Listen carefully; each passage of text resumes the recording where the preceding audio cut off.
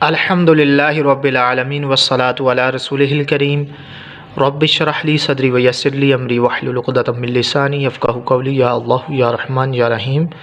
جماعت حزب الحق کی جانب سے آپ کا خادم عبدالسبحان نقشبندی حاضر خدمت ہے۔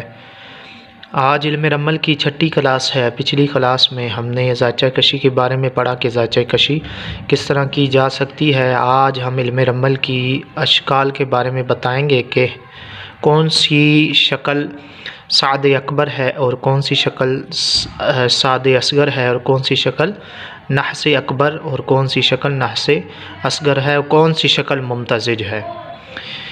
اچھا، آپ کو میں عرض کرتا چلوں، میں نے جو پہلے سے وائٹ بورڈ پر اشکال تحریر کر رکھی ہیں، آپ اسے دیکھیں گے کہ اس کی ترتیب دائرۂ ابدا سے تھوڑی مختلف ہے۔ یہ دائرۂ سکن کہلاتا ہے۔ دائرۂ سکن کے اعتبار سے ان کی ترتیب کچھ اس طرح ہے۔ آپ دیکھ سکتے ہیں لحیان تو پہلے کھانے میں تھی ابدا کے، اور اس دائرۂ سکن کے اعتبار سے بھی پہلے کھانے میں۔ اچھا، آپ سوچ رہے ہوں گے دائرۂ سکن کیا ہے۔ آپ کو میں بتاتا چلوں کہ علم رمل میں تقریباً 28 دوائر ہیں، یعنی 28 دائرے ہیں، ان پر بحث کی جاتی ہے، مگر اکثر بیشتر جو احکامات اخذ کیے جاتے ہیں دائرۂ سکن اور دائرۂ ابدا سے، مگر ہم دائرۂ سکن پڑھیں گے کہ دائرۂ سکن میں جیسے کہ شکل نمبر 1 آپ دیکھ سکتے ہیں لحیان، تو یہ دائرۂ ابدا میں بھی شکل نمبر یہی تھی، مگر آپ ادھر دیکھیں گے کہ جماعت 4 نمبر شکل یہ دائرۂ ابدا میں 16ویں نمبر پر تھی، مگر یہ دائرۂ سکن میں 4تھے نمبر پہ ہے۔ یعنی ان اشکال کی ترتیب آگے پیچھے ہے، مگر ہیں اشکال وہی اور ان کے نام بھی وہی ہیں۔ یہ سعد اکبر، سعد اصغر، نحس اکبر، نحس اصغر، ممتزج، یہ آپ جب ذائچہ کشی کریں گے اس میں کام آئیں گی، احکامات لگانے کے کام آئیں گی انشاءاللہ۔ آہستہ آہستہ تھوڑا تھوڑا سبق پڑھا رہا ہوں تاکہ آپ لوگ صحیح طریقے سے اسے یاد کریں، تاکہ یہ آپ کے ذہن میں یہ چیزیں راسخ ہو جائیں، تاکہ آپ کو احکامات میں مشکلات کا سامنا نہ کرنا پڑے۔ انشاءاللہ جب وہ ذائچہ کشی کریں گے اور ڈسکس مزید اس آگے بڑھیں گے تو وہ انشاءاللہ بتا دی جائیں گی، مگر اس کو فی الحال آپ رٹ لیجئے۔ لحیان کی جہاں بھی شکل آئے گی سعد اکبر ہوگی۔ اس کے بعد دائرۂ سکن کے اعتبار سے قبض الداخل دوسرے نمبر پر ہے، اور اس کی شکل جہاں بھی آئے گی یہ بھی سعد اکبر ہوگی۔ اس کے بعد قبض الخارج دائرۂ سکن کے اعتبار سے تیسرے نمبر پر ہے، جہاں بھی یہ شکل آئے گی نحس اصغر ہوگی، یعنی یہ منحوس شکل ہوگی۔ کچھ اس کی اصطلاحات ہیں وہ آپ کو یاد کرنی پڑیں گی۔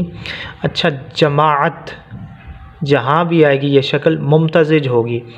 ممتزج کا معنی یہ ہے کہ اگر یہ سعد اکبر کے ساتھ مل کر آئے گی تو یہ سعد اکبر ہوگی، اگر نحس اصغر کے ساتھ مل کر آئے گی اس کے ساتھ نحس اصغر بن جائے گی، سعد اصغر کے ساتھ مل کر آئے گی تو سعد اصغر ہو جائے گی، اور کسی اشکال کے ساتھ بھی آئے گی ویسا ہی کام کرے گی، یعنی اس کا کوئی اپنی جو ہے اوقات نہیں ہے، کسی اور کے ساتھ مل کر اپنا جو ہے مزاج ظاہر کرے گی۔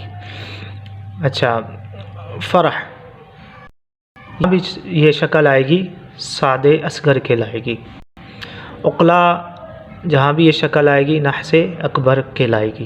انکیس نحس اکبر ہے، حمرہ نحس اکبر ہے، بیاض سعد اصغر ہے، نصرت الخارج سعد اکبر ہے، نصرت الداخل سعد اصغر ہے، عتبۃ الخارج نحس اکبر ہے، نکی نحس اصغر ہے، عتبۃ الداخل سعد اکبر ہے، اجتماع ممتزج ہے، طریق سعد اصغر ہے۔ آپ نے اس کو یاد کر لینا ہے اور کاپی میں لکھ بھی لینا ہے۔ اچھا، پچھلی کلاس میں کسی طالب علم نے مجھے پرسنل پہ سوال کیا، یعنی آپ نے ذائچہ کشی کرتے وقت بتایا تھا کہ کوئی بھی جو ہے ڈیجٹ 4 لے لیں، سائل سے پوچھیں اور اس سے ذائچہ کشی کی جائے گی۔ یہ آپ نے سنگل ڈیجٹ بتائے تھے، اگر وہ کوئی ڈبل ڈیجٹ، یعنی کوئی کہتا ہے کہ 24 37 یا 18 یا 19 یہ ڈیجٹ بتاتا ہے تو پھر کون سے جو ہیں اشکال مراد لی جائیں گی؟ تو اس کا قاعدہ کلیہ یہ ہے کہ آپ نے ہر ڈیجٹ کو، جو اگر ڈبل ڈیجٹ ہے اس کو 16 سے تقسیم کر لینا۔ فرض کر لیجیے آپ اس کو 16 سے تقسیم کریں گے تو 16 ایکم 16 آئے گا، اور یہ 8 بچے، تو 8 بچے اس کے، تو 8 نمبر جو ہے شکل مراد ہوگی۔ آپ پوچھیں گے دائرۂ ابدا کے اعتبار سے 8 نمبر ہوگا یا دائرۂ سکن کے اعتبار سے؟ تو دائرۂ سکن کے اعتبار سے آپ نے وہ شکل لینی ہے۔ ادھر دیکھتے ہیں، دائرۂ سکن کے اعتبار سے یہ حمرہ ہے، حمرہ شکل ہے، یہ دیکھ سکتے ہیں۔ تو آپ نے پہلے نمبر پہ حمرہ لکھ لینی ہے۔ اسی طرح آپ 37 کو تقسیم کریں گے کہ 37 کو 16 سے تقسیم کریں گے آپ، یہ 37 اور یہ 16 دنی کتنے ہوئے؟ 16 دنی 32 ہوئے، 32، تو یہ 5 بچے، 16 دنی 32 ہوئے۔